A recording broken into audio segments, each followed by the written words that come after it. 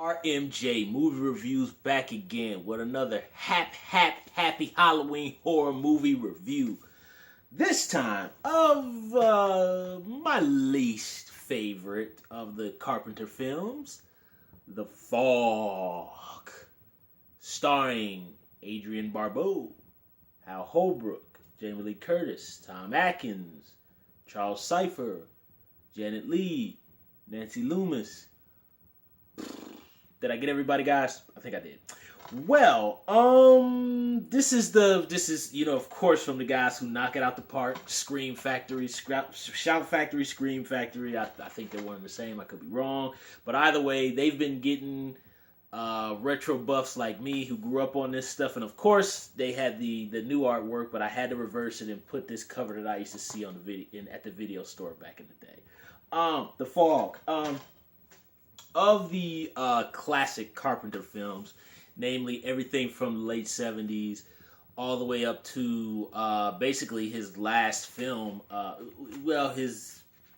his last one that's kind of divided amongst fans, mostly hated but divided, Ghost of Mars, which, digressing, I've warmed up to that film, but I did hate it when I very first saw it. But I'll talk about Ghost of Mars another time.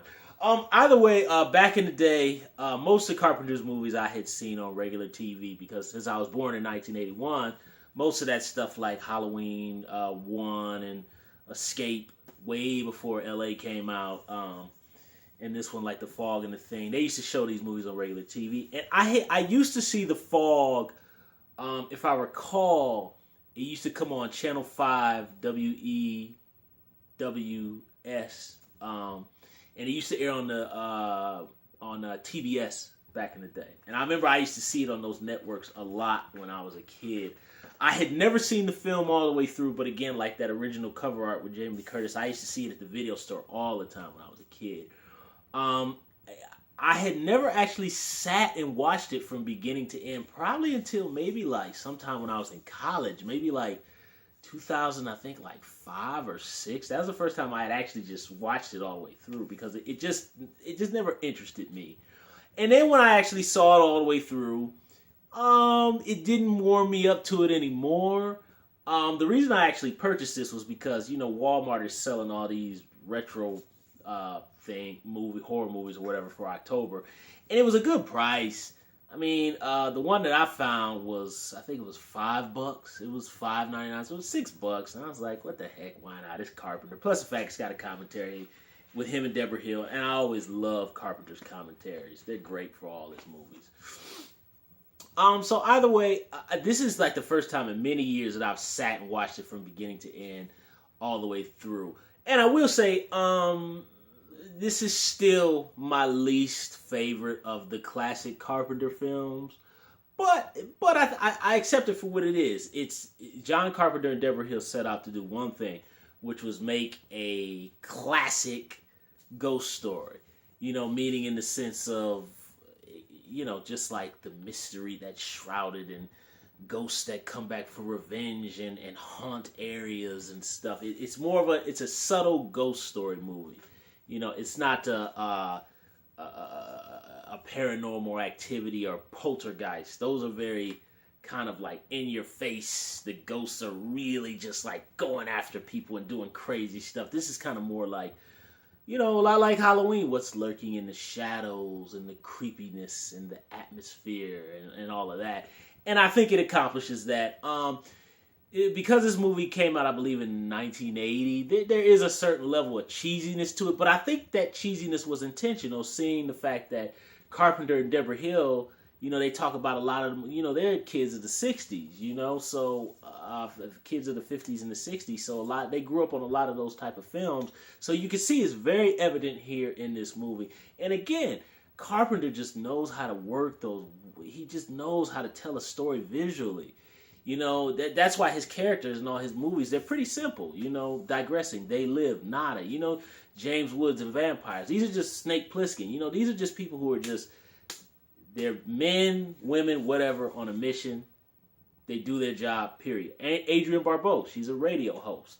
She's here to broadcast information, tell you what's going on in the town. Bam, that's who she is. Jamie Lee Curtis, She's a hot mama looking for some action on the road. Bam, that's who she is. That's all you need. And then the ghost story surrounds kind of just these people who are just who they are. And I think the movie accomplishes what it does. I think there's some decent tension here. I'd like to actually watch this on a big flat screen TV with the surround sound to see how it plays differently. Digressing like I always do. I actually finally watched the original Halloween and Halloween 2, Rick Rosenthal's movie, on my parents' widescreen when I went on vacation. And I was very shocked at how watching on the big giant flat screen TVs, how much of a different movie Halloween 1 and 2 were. Because I was so used to watching these films on a square regular TV, and in my room on the, Channel 43, 8 o'clock movie. And I really could see watching it on a giant flat screen with the surround sound. I really, Halloween is terrifying when you see it on a giant screen. But going back to The Fog, I'd like to see how the scares play differently if I could watch it on a bigger screen TV. I only got a 32-inch, so I just have to get a bigger screen to watch it on. But again, there's really good tension here. Again, like Carpenter always plays with the foreground and the background. He loves those shots, and I love the way he shoots them. Really cool stuff here. They really can make The Fog menacing. Once you kind of see the ghosts, what they look like, they're not really the most creepy looking. But again, I think that's intentional. I think they're kind of meant to have this cheesy slash creepiness to them, and it accomplishes that. You know what I mean? Adrian, all the cast, they're all charismatic. Everybody's good. I mean, Janet Leigh from Psycho, she's good. Hal Holbrook, I mean, he's just a great actor. And he plays a drunk priest. He's great. Tom Atkins, always good. Jamie Lee, this is young, vibrant Jamie Lee Curtis. Actually, Jamie Lee Curtis is still like that now, and I think she's almost 60, but looking cute as ever with her little long, skinny face, nice body. Jamie Lee's looking great here. Nancy Loomis, very pretty in this movie. I had never, because you got Andrea Barbeau and you got Jamie Lee, so you're just blown out the water by just all this gorgeousness. But I never noticed Nancy Loomis before. She's very attractive in this movie. Very pretty. And it's just a classically told minimalist ghost story. And I think it works very well at what it sets out to do, which is build a creepy atmosphere and build some decent tension.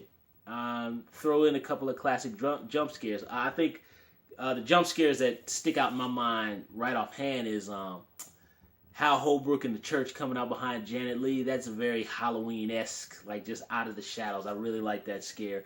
And the other one is, actually two more ones that I really like. I like the one with Jamie Lee. It's kind of throw you off. Tom Atkins, where the body falls out behind Jamie Lee and she does her Halloween fall down the stairs scream. The only one that Jamie Lee can do. And there's another one, again with Jamie Lee, where the dead fisherman guy comes back from the grave, but you just see his legs slowly get off the table and Jamie Lee is in the background. I really love that scene.